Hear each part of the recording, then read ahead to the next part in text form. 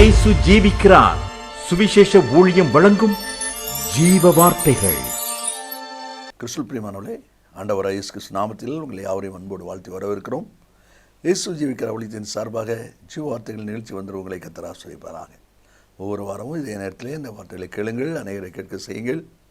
ஊழியத்தில் பயன்படுத்த விரும்பினாலும் எங்களுடைய பத்திரிகை வெளியீடுகள் தேவையானாலும் எங்களுடைய தொடர்பு கொள்ளுங்கள். நாம் ஒருமித்த நாமத்தை உயர்த்துவோமாக. அவர் தமது வசனத்தை அனுப்பி அவர்களை குணமாக்கி அழிவுக்கு தப்புவிக்கிறார் என்ற வார்த்தையின்படி வார்த்தையை விசுவாசத்தோடு ஏற்றுக்கொள்கிற ஒவ்வொருவருக்குள்ளும் அற்புதங்கள் நடக்கும் என்பதிலே சந்தேகமே இல்லை. இந்த நாளிலும் தேவன் நமக்கு தருகிற வார்த்தையை நான் வாசிக்கிறேன், ஜெபத்துடன் கேளுங்கள். ஆதியாகமம் 16ஆம் அதிகாரம் 9ஆம் வசனம். கர்த்தருடைய தூதனானவர் ஆகாரை நோக்கி, நீ உன் நாச்சியார் அண்டைக்கு திரும்பி போய் அவள் கையின் கீழ் அடங்கியிரு என்றார். கர்த்தருடைய தூதனானவர் வனாந்தரத்தை பார்த்து ஓடிக்கொண்டிருக்கிற ஆகாரை சந்தித்து, சாராயின் அடிமை பெண்ணாகி ஆகாரே, நீ எங்கே வருகிறாய், எங்கே போகிறாய் என்றெல்லாம் விசாரித்து விட்டு கடைசியில் அவர் சொல்லுகிற ஒரு வார்த்தை என்ன, நீ உன் நாச்சியார் அண்டைக்கு திரும்பி போய் அவள் கையின் கீழ் அடங்கியிரு என்று சொல்லி அந்த வார்த்தை சொல்வதை நாம் அதில் பார்க்கிறோம். ஏற்கனவே சாராயின் அடிமை பெண்ணாகி ஆகாரே என்பதை குறித்து கடந்த வாரத்தில் தேவன் நமக்கு சொல்லியிருக்கிறார். நீ இருக்க வேண்டிய இடம் சாராயினுடைய கஸ்டடியில் இருக்கணும், சாராயுடைய கையின் கீழே இருக்கணும். அதை விட்டுட்டு நீ எங்கே ஓடிக்கொண்டிருக்கிறாய்? நீ சாராயோடு அவள் இருக்கிற இடத்துல இருக்கும் பொழுது தான் ஆபிரகாமுடைய அனுகூலமும் உனக்கு கிடைக்கும் என்று சொல்லி அந்த வார்த்தை இருப்பதை ஏற்கனவே நமக்கு ஆண்டவர் கற்றுக் கொடுத்திருக்கிறார். இந்த வார்த்தையில் இன்றைக்கு நம்ம கற்றுக்கொள்ளக்கூடிய காரியம் என்ன, எதை நாம் கற்றுக்கொள்ளப் போகிறோம் என்று சொன்னால், ஆகாருக்கு சொல்லப்படுகிற அந்த வார்த்தை பாருங்க, நீ உன் நாச்சியார் அண்டை ஒன்று எஜமாட்டியனுடைய கையின் கீழ் அடங்கியிரு.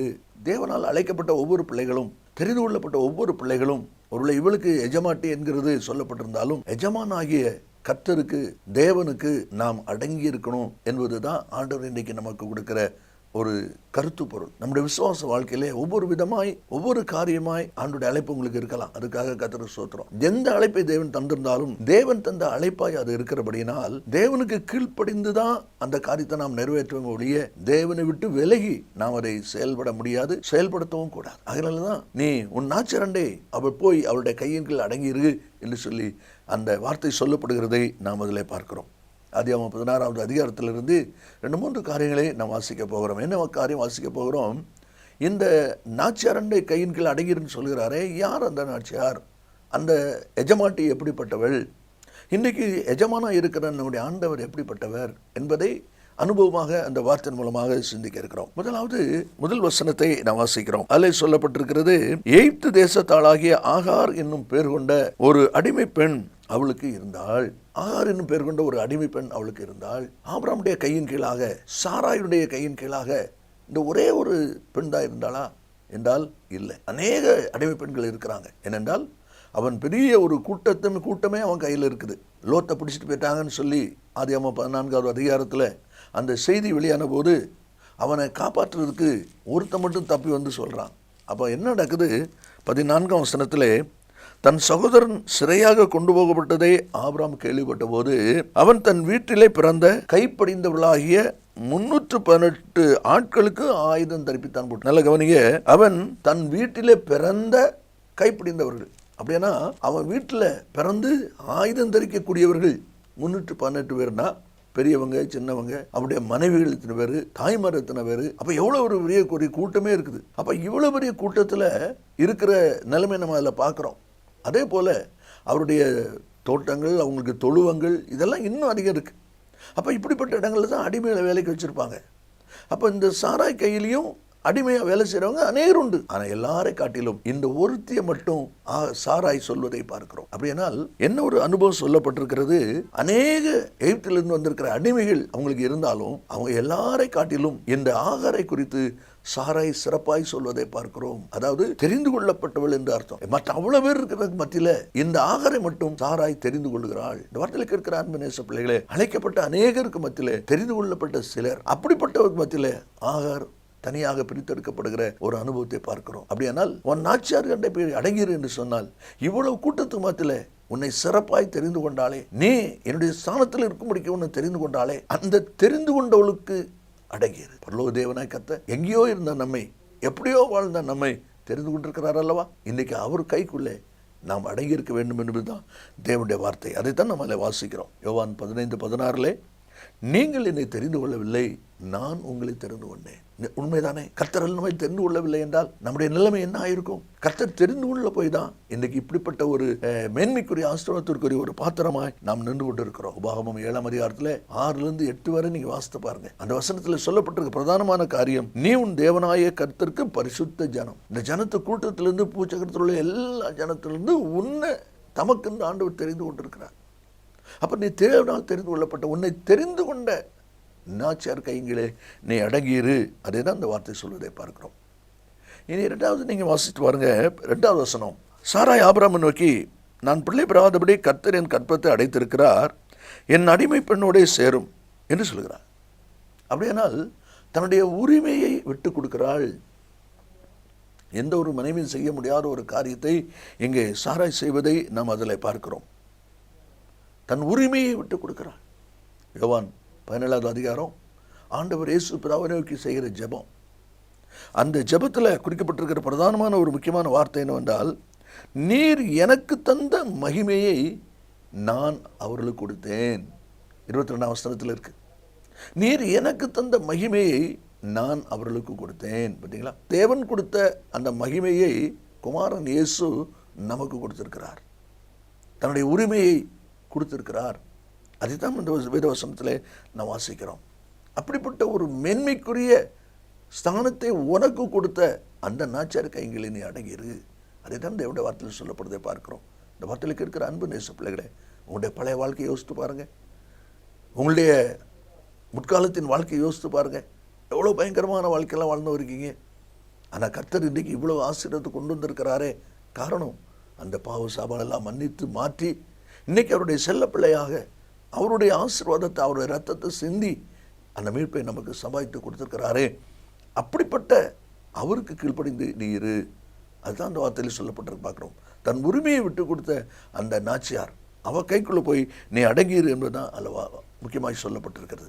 அதே தான் யோவான் 15 அநேக காரியத்தில் கர்த்தர் சொல்லிக்கொண்டே வருகிறார், வரிசையை சொல்லிக்கொண்டே வருகிறார். அதில் பிரதானமாக சொல்லும் பொழுது 4வது வசனத்தில் என்னில் நிலைத்திருங்கள், என்னில் நிலைத்திருங்கள். 7வது வசனத்தில் என் வார்த்தையில் நிலைத்திருங்கள். 9ஆம் வசனத்தில் என் அன்பிலே நிலைத்திருங்கள். பார்த்தீங்களா? அப்போ இப்படிப்பட்ட அனுபவங்களை தேவன் எதிர்பார்க்கிறார். இன்றைக்கி தேவனுடைய பிள்ளைகளாக நீங்களும் நானும் அவ்விதமாய் செயல்பட வேண்டும் என்பதை ஆண்டவர் எதிர்பார்க்கிறார். இனி 3வது நாச்சியார் கைகளே நீ அடங்கியிரு என்று சொல்லப்பட்டிருக்கிறது. அதனுடைய அனுபவம் என்ன?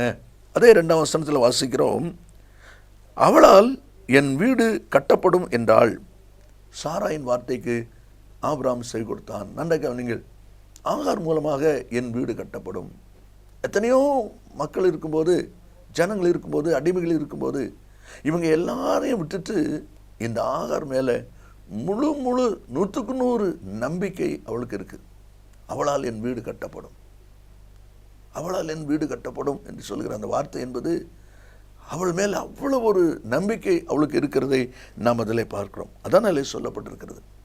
அப்போது நாச்சாண்டை திரும்பி போனால், இவ்வளோ ஜனங்கள் இருக்கும்போது உன் மேலே முழு நம்பிக்கை வச்சுட்டு இருந்தாலே, உன்னை முழுமையாய் நம்பினாலே, அதனால்தான் ஒன்று ஆபிரகாமுக்கு மறுமனையாட்டியாக கொடுத்தா. அந்த எஜமாட்டிக்கு, அந்த நாச்சியாருக்கு நீ கையின்கள் அடங்கிறது. என்ன அருமையான வார்த்தை, என்ன அருமையான வார்த்தை.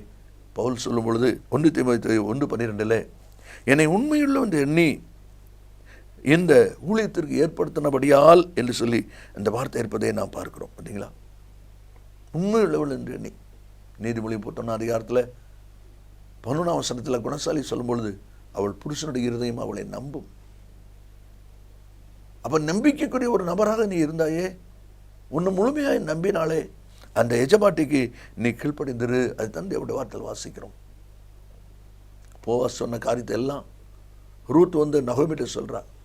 என்னென்ன மாதிரி நடந்தது, களத்தில் இப்படியெல்லாம் செய்தோம் அப்படின்னு சொல்லி. அப்படி சொல்லும்போது நகோமி சொல்லுகிற வார்த்தையை பாருங்கள். 3வது அதிகாரம் 18வது வசனத்திலே சொல்லப்பட்டிருக்கிறது, அந்த மனுஷன் இன்றைக்கு இந்த காரியத்தை முடிக்க முன் இளைப்பாற மாட்டான். போவாஸ் கையில் இந்த காரியத்தை சொல்லியாச்சு இல்லையா, அவன் அதை பொறுப்படுத்திக்கிட்டான் இல்லையா, கண்டிப்பாக நிறைவேற்றுவான். அதை செய்யாததுக்கு முன்னால் அவன் இளைப்பாறவே மாட்டான். ஒரு மனுஷனை குறித்து இவ்வளவு நம்பிக்கை சொல்கிறாங்களே. பரலோக தேவனாய் கர்த்தரிடத்தில் நீங்கள் உங்கள் காரியங்களை, உங்கள் பிள்ளைகளுடைய காரியங்களை, உங்களுடைய குடும்பத்தின் காரியங்களை, உங்கள் ஆஃபீஸில் இருக்கிற பிரச்சனையை நீங்கள் சொல்லியிருக்கிறது உண்மையானால் அவர் எப்படி மறப்பார்? கர்த்தர் எப்படி மறப்பார்? மறக்கவே மாட்டார். ஆமென். கர்த்தர் ஒருபோதும் மறந்து போகிற தேவன் அல்ல. உங்களை நம்பி தான் கர்த்தர் இந்த காரியத்தை செய்திருக்கிறார். நீங்கள் மட்டும் நம்பிக்கை துறவு பண்ணிடக்கூடாது. ஆகாரே, உன்னை நம்பி இவ்வளவு காரியத்தை செய்திருக்கிற நாச்சியாரை அவருடைய கை கீழே நீ போய் அடங்கிரு. அவளுக்கு நம்பிக்கை துறவு பண்ணாத. அதை தான் தூதன் சொல்வதை பார்க்கிறோம். இன்றைக்கும் நம்மை அழைத்து தெரிந்து கொண்டு நம்மை நம்பி பொறுப்பை கர்த்தர் கொடுத்திருக்கிறாரே, நாம் அதை விதமாக நிறைவேற்றி கொண்டிருக்கிறோம். ஒருபோதும் நம்பிக்கை துரோகம் நாம் செய்து விடக்கூடாது. கடைசியாக இன்னொரு காரியத்தை நம்ம வாசித்து ஜெபிக்க போகிறோம். 4வது ஒரு அனுபவம் 3வது வசனத்திலே நாம் வாசிக்கிறோம். ஆபிரகாம் கானான் தேசத்திலே 10 வருஷம் குடியிருந்த பின்பு ஆபிரகாம் மனைவியாய் சாராய் எகிப்து தேசத்தாளான தன் அடிமை பெண்ணாகிய ஆகாரை அழைத்து அவளை தன் புருஷனாகிய ஆபிரகாமுக்கு மறுமனையாட்டியாக கொடுத்தாள். அவன் அவளுடைய சேர்ந்தபோது அவள் கர்ப்பம் தரித்தாள். என்ன கவனிங்க, 2ஆம் வசனத்திலேயே அவளால் என் வீடு கட்டப்படும்னு சொன்ன உடனே ஆபிரகாம் சாராய் வார்த்தையை செய்து கொடுத்தான்னு போட்டிருக்கு. ஆனால் நடந்துக்கு என்ன, 10 வருஷம் கழித்து தான் ஆபிரகாம் ஆகாரை ஏற்றுக்கொண்டிருக்கிறான். அப்போ இந்த 10 வருஷமும் இந்த சாராய் ஆபிரகாமத்தில் போராடி கொண்டே இருந்திருக்கிறாள். எப்படியாயிலும் அவளை ஏற்றுக்கொள்ளும், நீர் ஏற்றுக்கொள்ளணும், அவளால் என் வீடு கட்டப்படும், அப்போ தான் எனக்கு சந்ததி ஆசீர்வாதம் கிடைக்கும் என்று சொல்லி ஆபிரகாமோடு 10 வருடங்கள் அவள் போராடி இருக்கிறாள். ஒருவேளை நம்ம பேசல வார்த்தையில் சொன்னால் பரிந்து பேசி இருக்கிறாள். இந்த வார்த்தையில் கேட்கிற அன்பு நேச பிள்ளைகளே, 1 யோவான் 2வது அதிகாரம் 1வது வசனத்தில் நான் வாசிக்கும் போது இயேசு கிறிஸ்து நமக்காக பிதாவினிடத்தில் பரிந்து பேசிக் கொண்டிருக்கிறார். ஆகாரே, உனக்காக 10 வருஷமா சிபாரிசு பண்ணி பரிந்து பேசி கொண்டிருந்த அந்த நாச்சியாரண்டை போய் அடங்கிரு. அவளை விட்டு நீ ஓடாத, அவளை விட்டு விலகாத, அவ கைகள் நீ அடங்கிரு. உனக்காக 10 வருஷம் போராடி இருக்கிறான். அதுக்கு பிறகு தான் அவரை ஏற்றுக்கொண்டிருக்கிறான். இந்த வார்த்தையை கேட்கிற அன்பு நேச பிள்ளைகளே, ஆண்டவரே இன்றைக்கும் நமக்காக பிதாவினிடத்திலே பரிந்து பேசி கொண்டிருக்கிறார். பாவத்தில் மீட்கப்படும்படியாக, சாபங்கள் வரும்பொழுது, குறைகள் வரும்பொழுது அதிலிருந்து ஒரு மீட்பை நாம் பெற்றுக்கொள்ளும்படியாக நமக்காக அவர் பரிந்து பேசிக் கொண்டிருக்கிறார் என்பதை மறந்து போகக்கூடாது. லூக்கா சுவிசேஷம் 7ஆம் அதிகாரம் 4-5 வசனத்தை நீங்கள் வாசித்து பார்த்தீங்கன்னா அதில் சொல்லப்பட்டிருக்கிறது. மூப்பர் எல்லாரும் வந்து சொல்கிறாங்க, ஆண்டவரே நீர் இந்த தயை செய்வதற்கு அவன் பாத்திரனா இருக்கிறான், நமக்கு ஒரு தேவாலயத்தையும் கட்டி கொடுத்துருக்கிறான். பார்த்தீங்களா? அப்போ அவங்க செய்த நன்மையெல்லாம் சொல்லி, அவங்க என்னென்ன விதத்தில் உபயோகம் இருந்தாங்க அதையெல்லாம் சொல்லி அந்த தயவுக்கு கெஞ்சுகிறதை நாம் அதில் பார்க்கிறோம். சிபாரிசு பண்ணுகிறதை நாம் அதில் பார்க்கிறோம். இந்த வார்த்தையில் கேட்கிற அன்பு நேச பிள்ளைகளே, கர்த்தர் சொல்லுகிறார், நீ உன் நாச்சியார் அண்டை திரும்பி போய் அவ கையின்களே அடங்கிரு. யார் அந்த நாச்சியார்? ஆகாருக்கு தூதன் சொல்லும் பொழுது உன்னை தெரிந்து கொண்டவன் அந்த நாச்சியார். தன்னுடைய உரிமையை உனக்காக ஸ்தானத்தை விட்டு கொடுத்தவள் அந்த நாச்சியார். 3வது, உன்னை நம்பி இவ்வளோ பேர் இருக்கும்போது உன்னை நம்பி எடுத்திருக்கிறாளே அந்த நம்பின நாச்சியார் கைகள் அடங்கிரு. கடைசியாக உனக்காக 10 வருஷமாக சிபாரிசு பண்ணி கொண்டிருக்கிறாளே, பரிந்து பேசி கொண்டிருக்கிறாங்களே அந்த நாச்சியார் கண்டையில் அடங்கிரு. இந்த வார்த்தையில் கேட்கிற அன்பு நேச பிள்ளைகளே, ஆண்டவர் இயேசுவை நினைத்து பாருங்கள். இதே எஜமாட்டி போல எஜமானகே இயேசு நமக்காக பரிந்து பேசி கொண்டிருக்கிறார் அல்லவா? அவருடைய கையில் அர்ப்பணிப்போம், நாம் ஜெயத்தை பெற்றுக்கொள்வோம். இயேசு சீக்கிரம் வரப்போகிறார். நல்ல பிதாவே, நன்றியோடு துதிக்கிறோம். உடைய வார்த்தை ஆமந்தும் ஆமேன்னு இருப்பது காய்ஸ்தோத்திரம். இந்த வார்த்தையை ஏற்றுக்கொண்டு ஒவ்வொரு பிள்ளைகளும் பரம எஜமானாகிய நாச்சியார் கையில் அடங்கியிருக்க கர்த்தர் கிருபை கொடுப்பீராக. இயேசுவின் நாமத்தில் பிதாவே, ஆமேன் ஆமேன். கர்த்தர் உங்களை ஆசீர்வதிப்பாராக. ஆமேன். கிறிஸ்துவில் அன்பு நேச பிள்ளைகளே, ஏற்கனவே நான் அறிவித்தபடி அந்த நகோமி என்கிற புஸ்தகம் இப்பொழுது நம்முடைய கரங்களில் ஆயத்தமாக இருக்கிறது. ஆவியானவருக்கும் நகோமிக்கும் உள்ளதான அந்த உறவை பற்றிய ஒரு ஆழமான கர்த்தனை இந்த புஸ்தகம் உங்களுக்கு ஆசீர்வாதமாக இருக்கும். அதனுடைய விவரங்களை நீங்கள் இடத்தில் கேட்டு பெற்றுக்கொள்ளுங்கள்.